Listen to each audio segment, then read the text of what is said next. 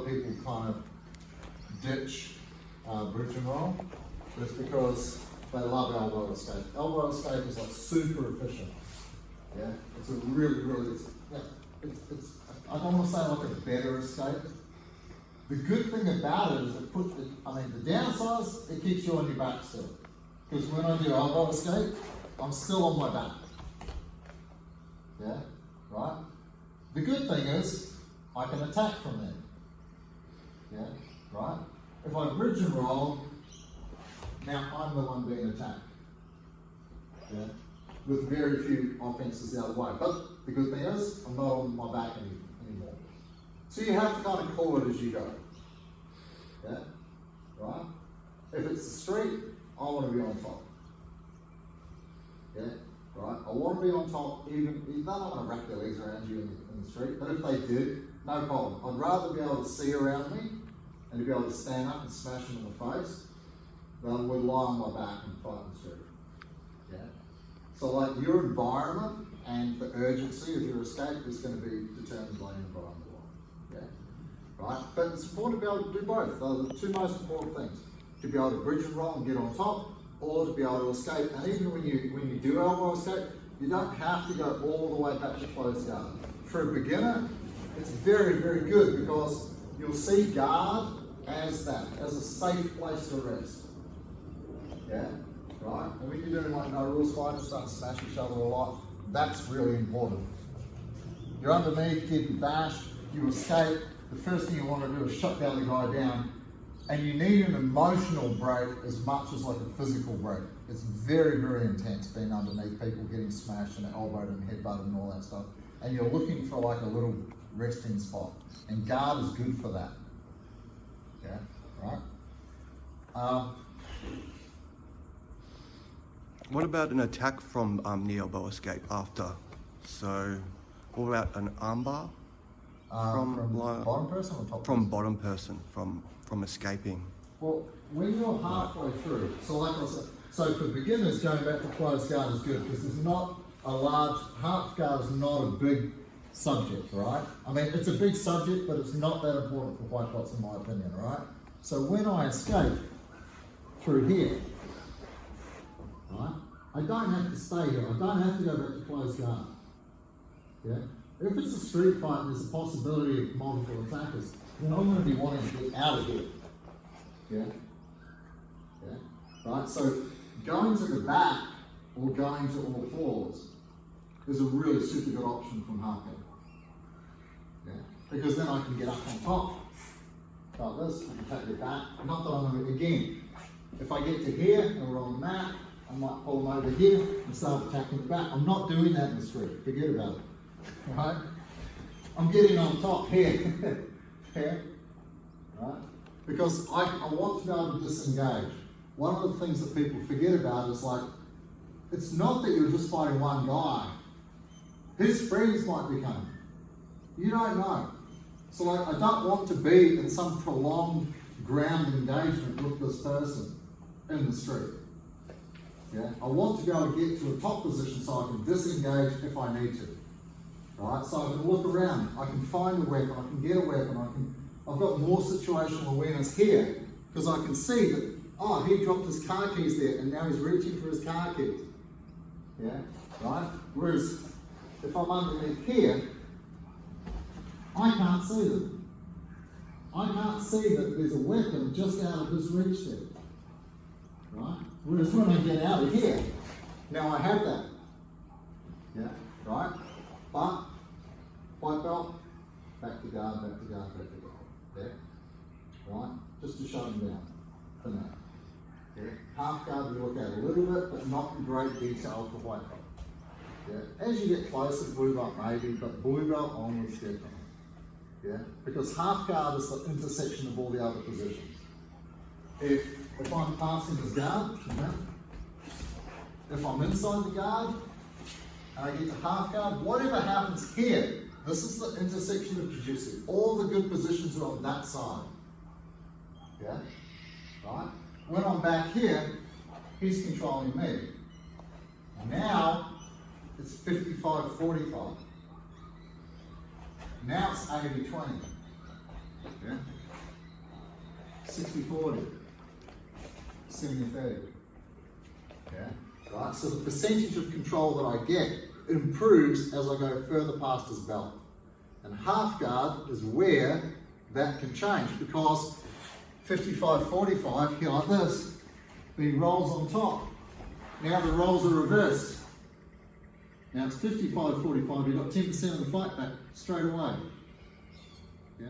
So like I can either fight to try and get this underhook, or if he's already got it, now I'm going back to guard. Because now it's 60-40 in my favour. Yeah?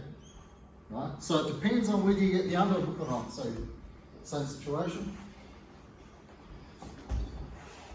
He's got the underhook. I've got two choices. I can fight to try and get the underhook back, or I can go back to guard. That's why I like monkey foot, holding this foot open like that, because I can always put my foot in there and go back to guard. If this foot's like this, and he's got the underhook, guard's not an option for me anymore. I'm in a lot of trouble.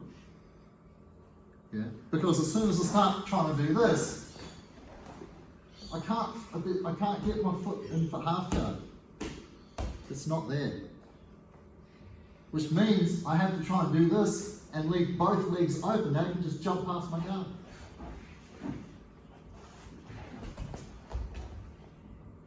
Yeah, which I don't want. So, yeah. Half guard, we'll get into it maybe next Saturday. Hey Rob, Yes, sir. what about the scaffold? You don't seem to see much of that. We do a lot of scaffold. What do you- You're just not here.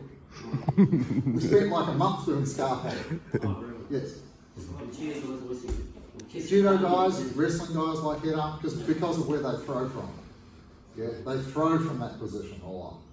In Jiu-Jitsu, it's very important in white belt, because white to blue is about fighting people on the street. And if people are going to grab your head, which they're going to do, they're going to hold you there and try and hit you and stuff. So that's an important position, I think, for white belts.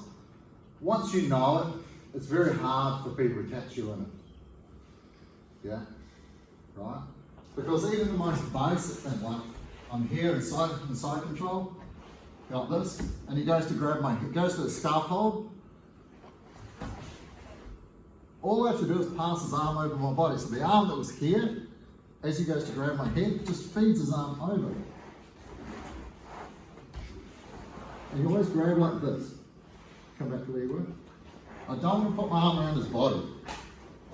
If I put my arm around his body, he'll just grab back and grab my head again. Go back.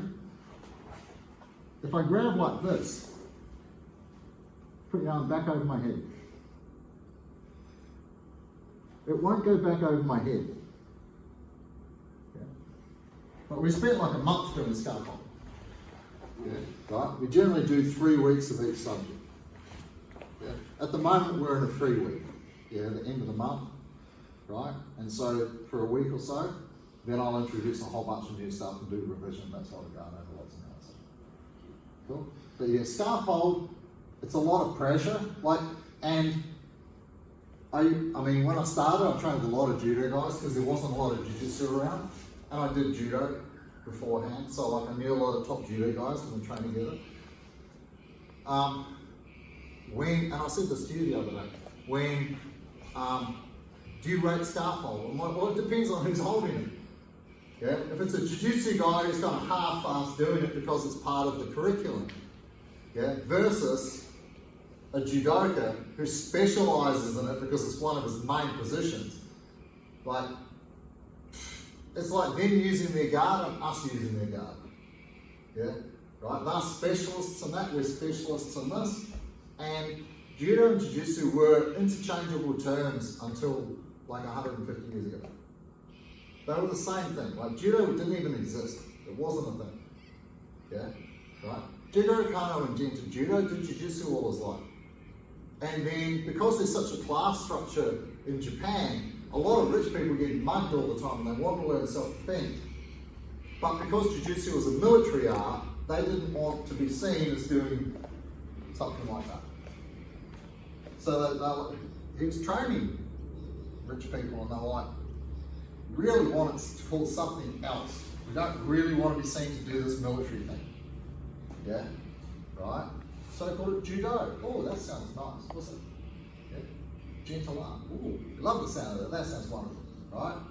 Put it right through the school systems, right? Changed a lot of the techniques so they weren't so violent, yeah? And very successful, right? But primarily as a sport, yeah?